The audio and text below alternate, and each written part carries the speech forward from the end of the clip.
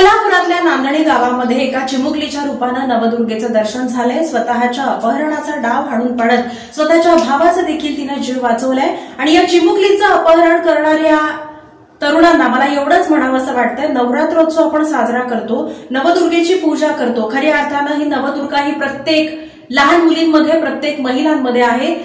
प्रत्येक स्त्री जातीचा आदर करायला हवा खऱ्या अर्थानं, तरच नवरात्रोत्सव साजरा होईल, असा देखील महत्वपूर्ण संदेश अस्मिता विजनच्या माध्यमातून या बातमीचं सविस्तर वृत्तांकन करत असताना आम्ही देतोय।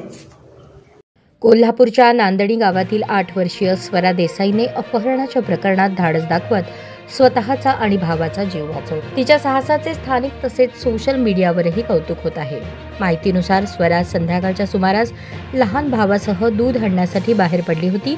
दरम्यान अंधाराचा फायदा घेत गावातील रस्त्यावर जात असताना 5 अनोळखी व्यक्ती अचानक मागे आले। त्यांनी दोघांचे तोंड दाबत त्यांना उचलून नेण्याचा प्रयत्न केला। घाबरून न जाता स्वराने धाडस दाखवत अपहरणकर्त्याच्या हाताला जोरात चावा घेतला आणि आरडाओरडा केला। तिच्या प्रतिकारामुळे घाबरलेल्या अपहरणकर्त्यांनी दोघांना सोडून अंधाराचा फायदा घेऊन पळ काढला। घटनास्थळी मुलांच्या किंचाळण्याचा आवाज ऐकून परिसरातील लोक धावून आले। त्यांनी अपहरणकर्त्याचा शोध घेण्याचा प्रयत्न केला, मात्र अंधारामुळे ते फरार झाले।